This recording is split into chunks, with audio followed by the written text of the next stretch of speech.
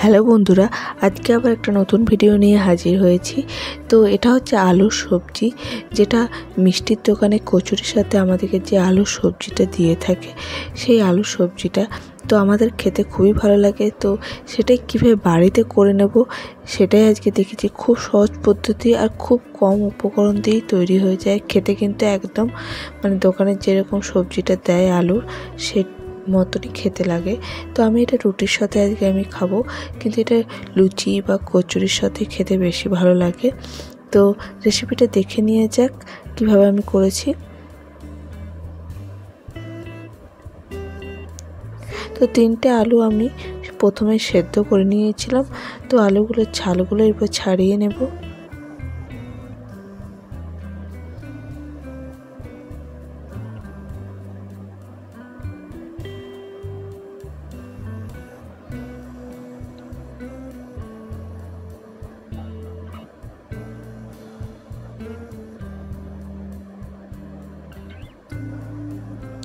তো আলুর ছালগুলো ছাড়িয়ে এইভাবে আলুগুলোকে একটু আধ ভাঙা যেমন সবজিটা হয়, দোকানে যেভাবে সবজিগুলো দেয়, একটু একটু আলুগুলো গোটা থাকে আর ভাঙা, সেরকমই ভেঙে নেব।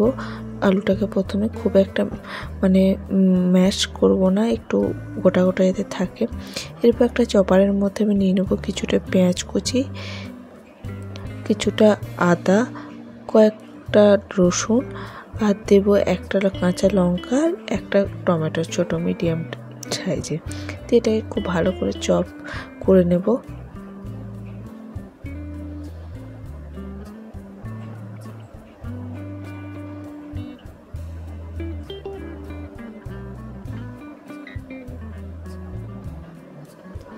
তো এটাকে আর একটু যাতে চপটা হয়, তো আমি আরেকবার এটাকে করে নেব।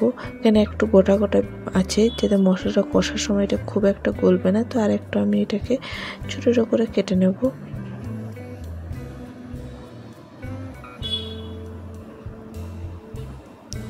তো হয়ে গেছে এটা, টমেটো পেঁয়াজ এগুলো খুব ভালো মতন মিহি করে কাটা হয়ে গেছে।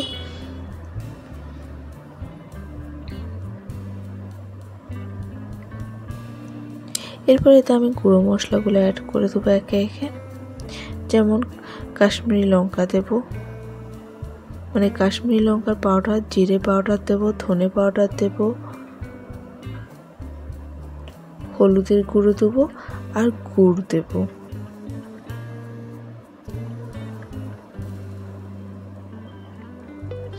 গুড়ের বদলে আমরা চিনিও ইউজ করতে পারেন, যেহেতু আমি গুড় ইউজ করি বেশি, সেক্ষেত্রে গুড় দেবো আর একটু জল দিয়ে এটার একটা যেরকম মশলাটা হয় সেভাবে, বাটার কোনো প্রয়োজন নেই, শুধুমাত্র এইভাবে চপারে করে নিলেই মশলাটা রেডি হয়ে যায়। এরপর গ্যাসটা অন করে নেবো, দিয়ে কড়াইয়ে আমি তেল দিয়ে দেবো। তো কড়াইয়ে আমি তেলটা দিয়ে দিয়েছি গরম হতে, তাতে একটা শুকনো লঙ্কা আর হাফ চামচের মতন গোটা জিরে দিয়ে এটাকে 1 মিনিটের মতন একটু ভেজে নেব। জিরে আর লঙ্কার যে সেন্ট আসা পর্যন্ত এটাকে 1 মিনিট ভাজবো। ভাজা হয়ে গেলেই আমি এতে মশলাটা দিয়ে দেবো। মশলাটা দিয়ে আমি মিডিয়াম টু লো ফ্লেমে ভালো করে মশলাটাকে কিন্তু কষিয়ে নেব।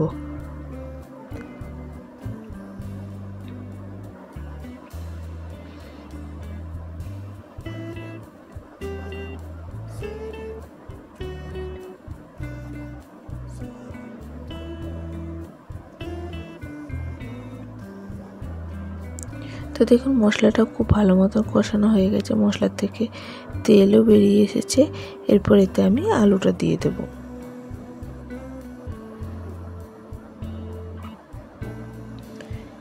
আলুটা দিয়ে আমি এতে দেব নুন। আলুটা সেদ্ধ করার সময় অল্প নুন দিয়েছিলাম, তো এখন আমি প্রায় 1.5 স্পুনের মতন নুন দিলাম। নুনটা দেখে শুনে দেবেন, দিয়ে ভালো করে মশলাটার সঙ্গে মিশিয়ে নেব।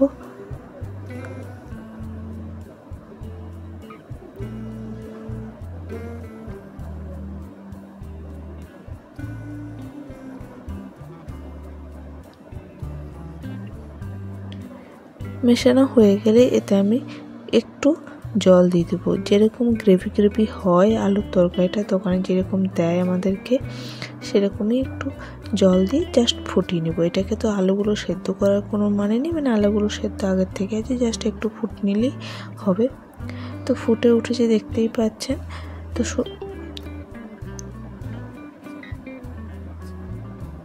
তো এরকমই আমি গ্রেভিটা করব, খুব একটা জল কমাবো না। তারপর উপর থেকে কিছুটা ধনেপাতা কুচি দিয়ে দেবো, দিয়ে ভালো করে আরেকবার মিশিয়ে নেব, দিয়ে গ্যাসটা অফ করে দেবো।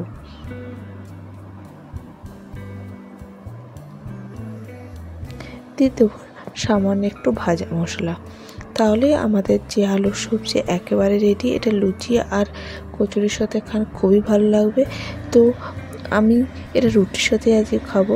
তো আমার এই রেসিপিটা আপনাদের কেমন লাগলো অবশ্যই জানাবেন। তো আজকে আমি ভিডিওটা এখানেই শেষ করছি। নমস্কার।